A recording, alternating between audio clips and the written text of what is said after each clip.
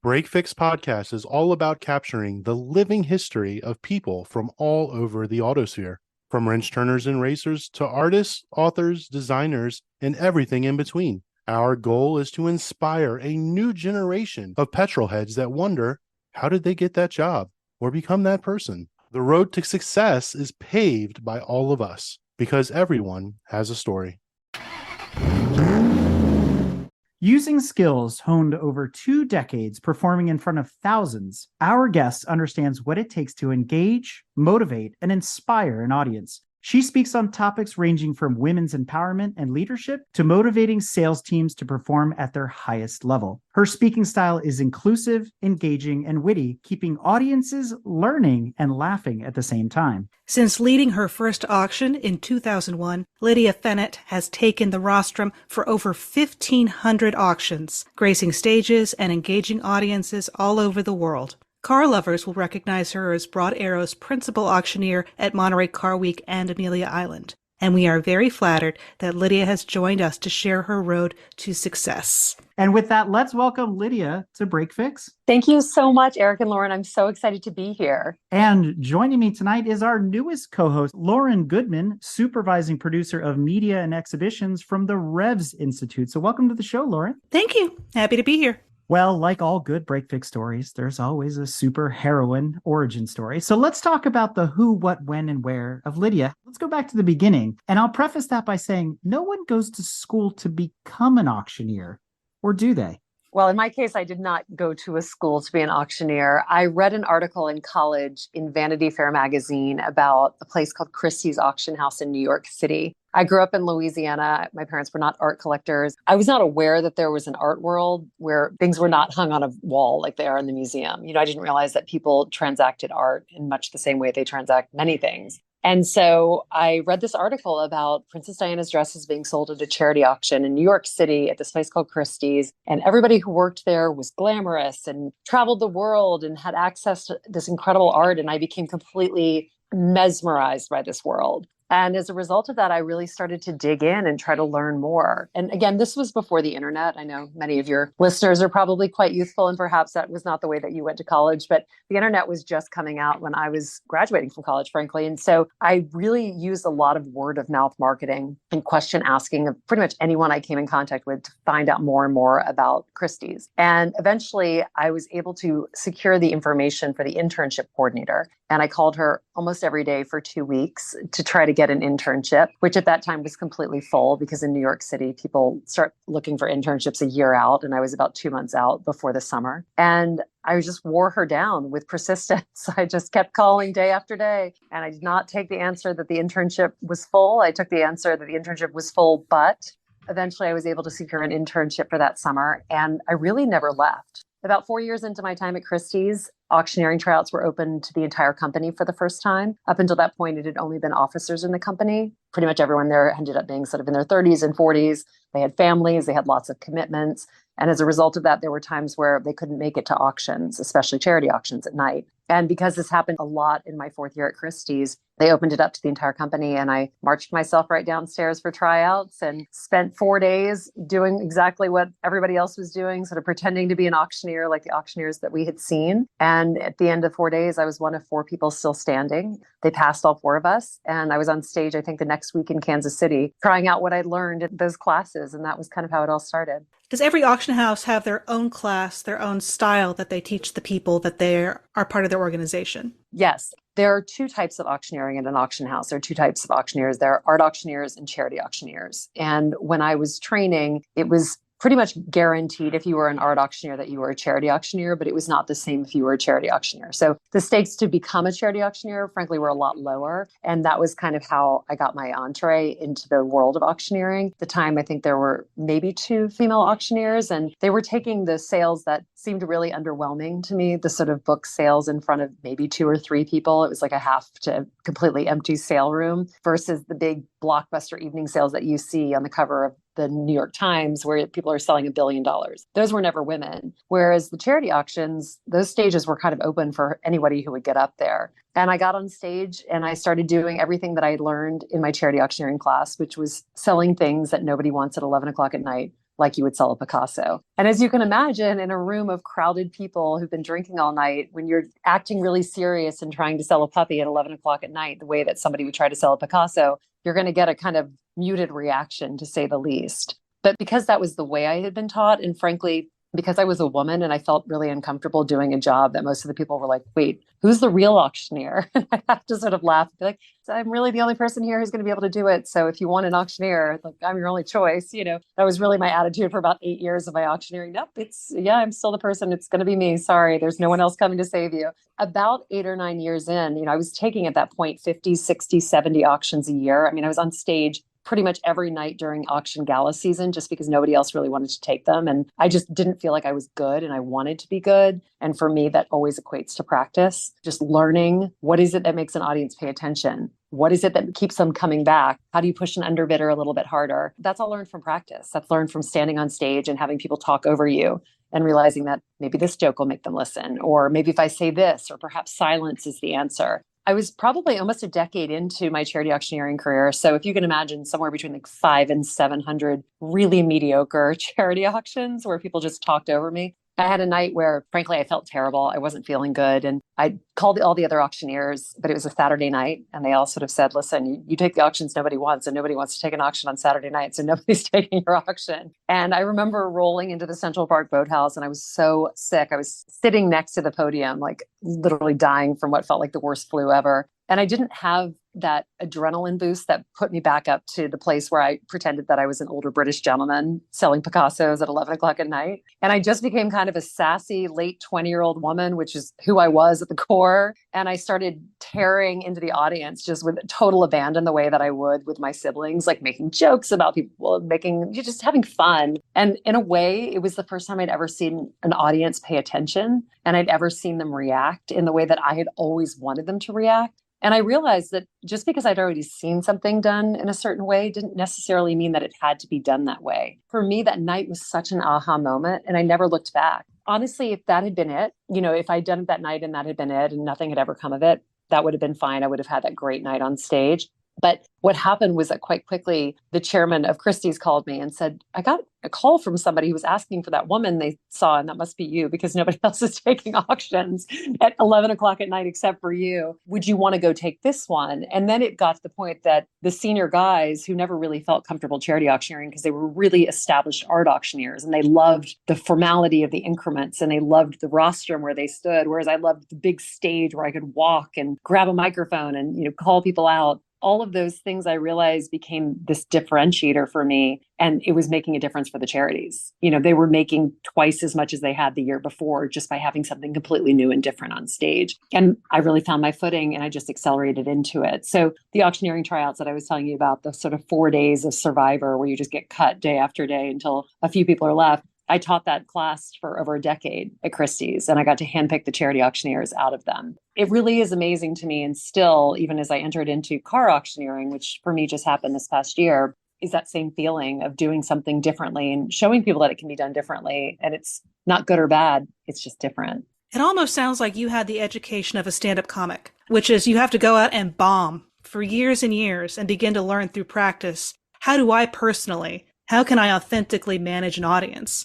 Which is, for you, you learned how for 10 years how it wasn't working. And when you tried something new, you said, aha, something feels natural here. Something feels like almost not work, even though it definitely is work. Is there anything else that you found besides just the practice and the bombing, another discipline, let's say, that helped you hone that particular approach that felt authentic to you? One of the most important things is a self-awareness about your performance when you get on the stage. I talk about in one of my books really having this feeling constantly of seeking the approval from the audience. I can remember so many times getting off stage and somebody would grab my arm as I walked past their table, completely deflated after a really mediocre auction. And they would say, oh, it was a tough crowd. And I would think to myself, oh my God, they know how badly I did. And it was just this spiral. I would leave in tears.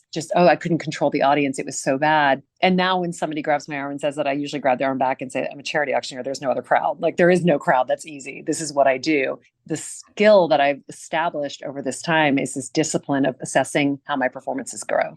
I can tell you when I get off stage on a scale of 1 to 10, where I did that night. I will give it my all every single time, but I can always look back on a performance and think, I could have said that at that moment. I should have said that at that moment, or I'm going to use that in the next one. That joke really worked, kind of like an improv stand-up. I have a whole group of jokes that I can go into when things aren't going well. And I have a whole group that I can lean into when they are going well, depending on how the crowd is doing, how to encourage them, how to maybe give them a nudge, how to give them a nudge with a hood and a wink, what it takes to really get them to come back to me, especially when they're tired and they don't want to be there anymore. We are here to talk about cars as well as auctioning. And so part of your journey goes from Christie's to Broad Arrow. Why don't you take us on the rest of this trip and explain how that came to be? I can't tell you how surprised everyone was. And no one was more surprised than me, I'll be honest. So in the beginning of 2022, I was transitioning from a full-time role at Christie's into an ambassador position, meaning I wasn't going to be running a full-time team, which I'd been doing for the company for over 2 decades at that point. I was just going to be a charity auctioneer for them. That for me was really about being able to create this platform and to continue building it outside of the 4 walls of the company that I grew up in, that I loved so much. The beauty of that was that I was going from a full-time role to a consultant role, which really cleared the deck for anything else that I wanted to do. As you can imagine, having worked at a company for so long, it's weird to lose that part of your identity, because for so many years, really since college, everyone's like, well, Lydia works for Christie's X, and it was always about Christie's. What I really wanted to see was what happened as I started to drop that and to shed that identity. And so I had the ambassadorship. I could continue taking auctions as a charity auctioneer from Christie's, but that left a lot of room. I'm a big believer in business that we're always looking for the white space. I never say no to anything. I don't really think of anything as failure. If it works, great. If it doesn't, it was a learning lesson. And so as I left Christie's, there was a gentleman who knew Ian, who was the head of marketing for Broad Arrow. And Broad Arrow was really just launching at this point. They were gearing up for their first sale at Monterey during the Pebble Beach week. And I didn't really know that much about it, but I got an email from this guy named Ian and just asking if I would have breakfast with them. They were thinking about trying something new from an auctioneering standpoint. They'd watched a lot of my videos on YouTube, which, by the way, I didn't even know I had videos on YouTube. So the whole thing was just kind of making me laugh. And I honestly was laughing as I left that morning. I was laughing with my husband. I was like, yeah, can you even imagine like a car auctioneer? What is that? We went out for breakfast that morning. This is why I will say to everyone who is listening, like, you should always take a meeting, because timing's a really weird thing. And Ian and I sat down, and I think we spent almost 2 hours talking. At first, I was like, this is not something I would ever consider. And by the end of breakfast, I couldn't stop thinking about it. As I'd left Christie's, I'd also had conversations with Sotheby's, and it was a little sticky because Sotheby's RM and Broad Arrow had parted ways. And so that in itself was its own thing. Did I eventually want to go to Sotheby's if I left Christie's full time? These were all just things going around in my head. There were so many different components. And I will say one thing that I have loved about the Broad Arrow team since the beginning is they're very forthright. There's no ambiguity. They were like, we want you. You tell us what you need to make that happen. I kept thinking of things that I could throw in there that maybe would make them say no, and they just never said no. I think when you realize that somebody really wants you for what you do, there's nothing as flattering. And they had nothing but faith in what I did. And that, to me, after so many years, was just such an incredible moment of clarity. I was like, I've created something that somebody really wants, and here we go. We're on the same page. And I'll tell you, I walked into that sale in Pebble Beach or in Monterey in August of 2022, and it really could have gone either way. I stood up on that stage, and it didn't feel like every single person in that audience really wanted me on that stage. I can tell you, just looking into the audience, it felt a little bit like my first charity auction. I feel like the guys at Broad Arrow knew that. They could not have been nicer. It was like anything I could think of. They were like, what do you need? They know I drink Diet Coke. Do you need a Diet Coke? Do you need more water? It was like anything. At one point, I think we were selling a princess carriage. I was like, if you guys could just get the princess carriage, I think we'd be all set. I just need a new car to be your auctioneer. That's all I need. And at the end of that sale, I think we both felt like it was a fit. Over the past year, I took 5 sales with them from year over year, Monterey to Monterey. I think every single one, we just got closer and closer and closer to a lockstep this year at Monterey.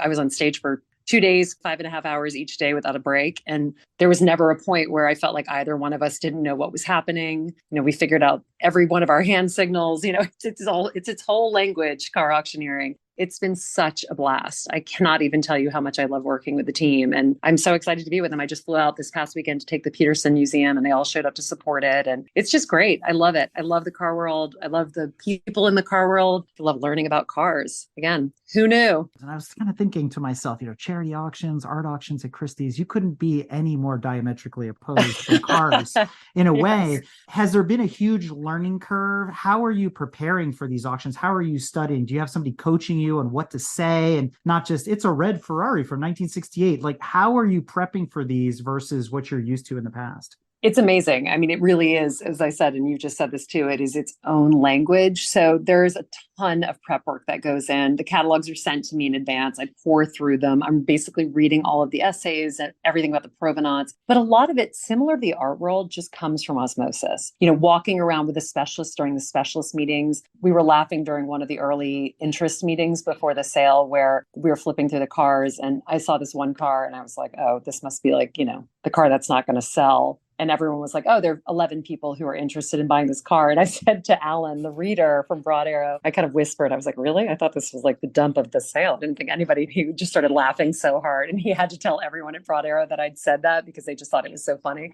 Every single one, if I say something like that, they're like, let me tell you why. They'll laugh, but then they're like, but no, let me explain to you why this is important. Let me explain the provenance. Let me explain what makes this type of car, this curve, this angle. And it's really incredible to understand more. And I find myself every time I'm with them looking at a car and thinking to myself, oh, that's the reason that one is going to sell for more. Or I understand that because of this part of this history of this car, this particular year is going to be the one that's going to sell. It's like wine or art. It's all a similar pattern in many ways, but at the same time, it's completely different. So I'm going to take the opportunity to ask you a pit stop question. With respect to the fact that now you've been through 2 Pebble Beach seasons, is there a sexiest car of all time or most beautiful, however you want to phrase that? I took a sail down at the Porsche Center in Atlanta. I think as a result of that, I've kind of fallen in love with that car. I don't know if I'm going to get completely alienated by the car community for saying this. I don't know what a good car is versus a bad car. I can just tell you, I think that a 1960 Porsche is a very sexy car.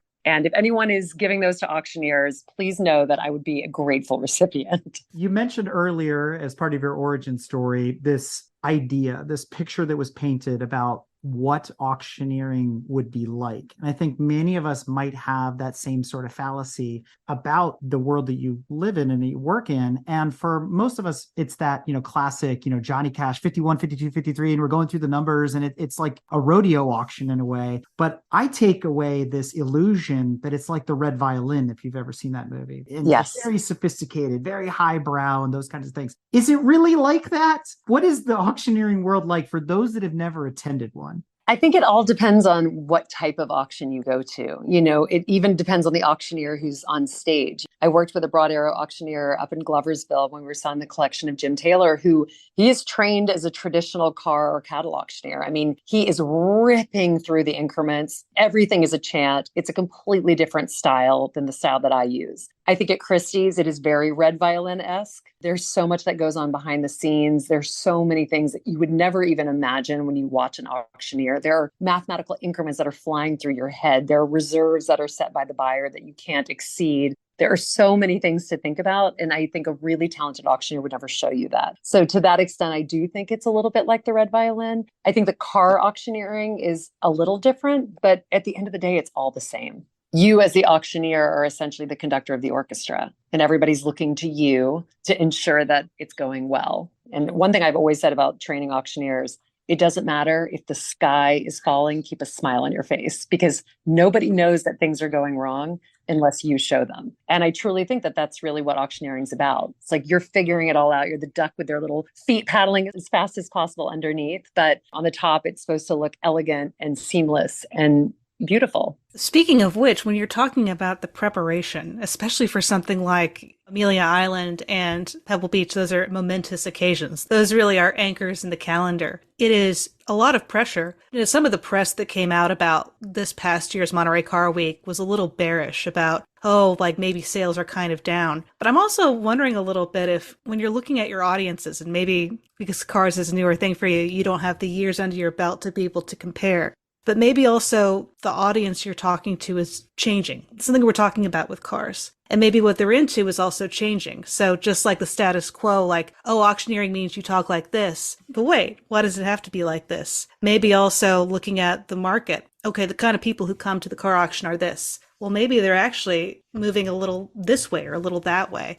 Is that a trend that Broad Arrow is talking about? Like all companies right now, one of the most interesting things to consider is the online market. I would think that that's in any auction business. Is crazy not to look at the online market and think, how can you push boundaries? How can you entice new bidders? Because the more bidders you have, whether online or in the room or coming in, frankly, on the phones, the more chance you have to get an underbidder. And, as the auctioneer, that's all I'm looking for. I'm looking for the person to push. Ultimately, the person who wants it will probably get it, but how far can I push them up? I think that the markets are changing. I think to be savvy, you have to keep up with that. There does still seem to be an appetite in the car community, as far as I can tell 1 year in the community around it. People want to be there for the rallies. They want to be there for the early morning donuts. They want to be there for all those moments in the calendar to see one another and to bond over something that they all love, which in this case is the car community. Again, I come from the art world. It's a very similar thing in the art world. If I was in Hong Kong, London, or New York at a certain time of the year, I would always bump into people because they were there for the sales. I do think that that's the beauty of these communities. And hopefully the answer is you're bringing in younger, more energetic buyers, as well as courting the people who've been there for a long time. And that knowledge is being passed down generation over generation. Not only have you been an auctioneer, you've run your own agency, now you're involved in the car world, you're also into podcasting. And though we won't count this as an official crossover episode, tell our audience a little about your show, Claim Your Confidence, and what it's all about. During COVID, I, like many people, was a little stir crazy. I'm a complete extrovert in every sense of the imagination. And so it was really difficult being at home without anyone except my kids and my husband and four walls and homeschooling and running a team and all the different things that we were all juggling at that point. And a nonprofit that I had worked with for a long time reached out to me, called the River Fund, and said, listen, we can't do our auction this year and we need cash. There's a food pantry line that is going around the block 4 times.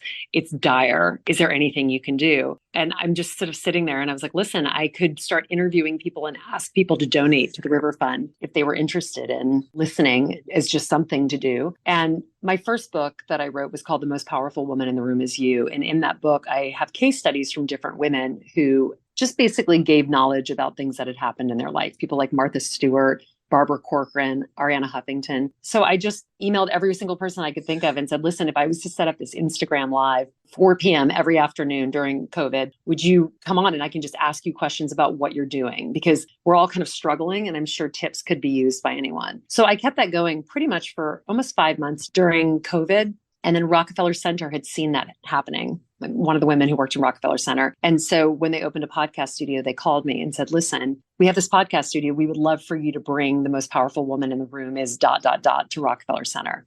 And I actually sold my first book to Netflix, so I don't own that name anymore. But I just written my second book called Claim Your Confidence. My podcast idea was really simple. I live in New York. I bump into powerful women all the time. I thought, why not just interview them and ask them what it was like and what they are like as it pertains to confidence? If they're confident now, if they grew up that way, what it took them to get there. And a lot of times you find that people may have had confidence, they might have lost it along the way, but we hear those stories on the podcast. So I'm coming to the end of season 1, January 31st, and I'm opening up season 2 to men and women. Henrik Lundqvist, the New York Rangers goalie, is going to be my first guest on season 2. So we're going to start it in a new direction and talk about confidence with men and women, which I think will be really interesting and open the conversation to a new audience as well. Well, speaking of confidence in women, is that how you came to SLAM? The Slam Your Imposter Syndrome. Mm-hmm. Yeah, I'm a writer. I write to a white space. I write about everything that's going on in my life. I mean, it's almost like a diary that just keeps going. And because there have been so many seismic shifts in my life in the past 5 years, those all become fodder for chapters. And imposter syndrome was something that I felt so much when I was younger, all the time. I can remember sitting in meetings and walking in and just being like, I'm never going to open my mouth because everyone's going to be like, who is that woman sitting in there who doesn't have anything to say, or she's not saying the right thing? And I say a lot in the book, like nobody thinks that. It's what we think about ourselves and how we fill our minds with who we are and the space that we take up. And so Slam Your Imposter Syndrome was really just about stopping those negative thoughts about ourselves, listening to what people say, accepting, as I said earlier, that we give ourselves the gold star. Nobody else gives you a gold star for living the life you want, and making our point and not backing down when you know you're right about something. And it seems intuitive, but sometimes just hearing somebody else say it is all you need. That and having a gavel and being able to slam it down, those two things are always very helpful for me. I do need more gavels in my life. I think that's going to help me a great deal at my own job. So I'm going to adopt that. Well, Lauren, I will tell you as a salesperson that today I launched a gavel charm necklace called the Strike Method to give you confidence when you don't have it. So for those of you who are out there and you want a gavel to wear on days when you don't feel so great, or you just need a little confidence boost, I literally launched it today. And I would say for all the dads of daughters out there as well, I launched it on both of my daughters because I want them to feel confident and ready to go at anything for anything. Oh, that's wonderful. I love that. I love that. I did want to touch on, though, I really liked what really stuck out to me in Slam was listening to what people are saying, not what you think they're saying. And I felt personally attacked by that advice, but thank you for calling me to the front like that. But could you just expand upon that a little bit for our listeners? So I had 3 children in a row, as some of us do in life. I had them all within 4 years. I had been working at Christie's for 13 years when I had my first child. It was definitely on my mind. I didn't even tell anyone I was pregnant with my first child until I was well into my 4th month, just because I didn't want to be counted out. This was 10 years ago. So it wasn't the conversation that is taking place today. And I really can't tell you how many times people would say things to me and I would take them in the worst way possible. And I say in the book, really good guy friend of mine who I'd worked with forever. And I have a really, really, I love a sense of humor. I have 2 brothers and a sister, and really all we do is just make fun of each other all the time. So I'm always down for being made fun of. I'm always down for making fun of other people. But my guy friend, as I walked in, said something about, I can't even remember what the exact sentence was, but it was something like, nice to see you back here, or something like that, said in the most innocent way possible. And the spiral of negativity that came out of that comment to me, all I could think of was, oh, he means that I'm not here all the time, because I have 3 kids at home. He must be thinking that I'm not here anymore and that I've taken all these maternity leaves, and what a slacker, and just on and on. And so I say in the book, listen to what people say. And also, if you're going to have a narrative, make it a good one, right? Why do I go down that negative spiral? I say in the book, what I should have said to myself is he said to you, how are the kids at home? Glad to see you back or something. And what I should have said was, Lydia, great to see you back here. God, 3 kids at home and you're still put together and getting into work on time. Here's to you. What's wrong with that story? Why give myself the opposite one? So if you're going to make up a story, make it a positive one. But first and foremost, listen to what people say and don't assume based on where you are or what you're thinking that what they're saying is not nice or negative. I think that's actually the perfect segue into this next question, which we have reformulated for different guests on the show, especially women in the autosphere, to ask them a perspective for a younger version of themselves, or my daughters, or your daughters, or anybody else's that are out there. So if a young woman walked up to you at the next Broad Arrow Radius event and said, Lydia, why do you do this? And how can I become you? What would you say? First and foremost, send me a video and I can either help you learn how to be an auctioneer, or I can represent you as part of my auctioneering agency. No, I'm kidding. I would just say to them, listen, if this is something that you're passionate about, there are definitely auctioneering schools that you can go to. Most importantly, start public speaking. That for me is always the key to good auctioneering. Take an improv class, get comfortable being on stage, and then start learning about cars. Start educating yourself about this industry that you want to be in. Same with the art auctioneering. If it's something that you want to do the work. Because at the end of the day, there is absolutely no substitute for doing the work. And once you do it, you'll realize that the more you do, the more successful you're going to be. So if you want to be an auctioneer, I would say start taking some public speaking classes, take a couple of improv classes, start taking an auctioneering school if there's one close to you. If not, just start watching videos. None of this is rocket science. It's just practice and getting comfortable on your feet in front of people. Well, with that, Lydia, any shout outs, promotions, or anything else you'd like to share that we haven't covered thus far? Well, I say to everyone, I am busiest on Instagram, which I live on because I think it's such a fun thing. And also my mom watches it, and that way she always knows where I am, which is helpful. I have 2 books, The Most Powerful Woman in the Room Is You and Claim Your Confidence, which are both available on Amazon. And as you mentioned earlier, I have a Claim Your Confidence podcast. So be sure to tune into that. But otherwise, you will see me back on stage with Broad Arrow and Amelia in March and next year in Monterey as well. And I think we have some other sales being cooked up over the course of 2024. So if you're looking for me in the car world, that's where I'll be. Lydia Fenet is the founder and CEO of the Lydia Fenet Agency, a boutique agency representing best-in-class charity auctioneers. Over her 2-decade-long career, Lydia served as the global managing director of strategic partnerships for Christie's and reshaped the fundraising landscape as the world's leading charity auctioneer. She has single-handedly raised over $1 billion for more than 800 organizations and broken down countless barriers for women in the auction industry. To learn more about Lydia, be sure to pick up a copy of her book, Claim Your Confidence. Visit her website at lydiafenet.com or tune into her podcast of the same name everywhere you stream or listen. You can also follow her on social media at Lydia Fenet on Instagram and Threads, or connect with her on LinkedIn. And if that's not enough, catch up with her at the next Broad Arrow Radius auction near you. With that, Lydia, I can't thank you enough for coming on Break Fix and sharing your road to success story with us and any women in the autosphere or petrol heads that are out there that are interested in this corner of the automotive world. And one thing that I've noticed about this conversation, and you exude it every time we've gotten together and talked, it's that old adage, do what you love and you'll love what you do. And you epitomize that statement. And for those that haven't seen Lydia in action, I highly recommend it. So thank you again for what you're doing and inspiring other automotive enthusiasts out there. Oh, thank you, Eric and Lauren, for the opportunity. And thank you to all the listeners for tuning in.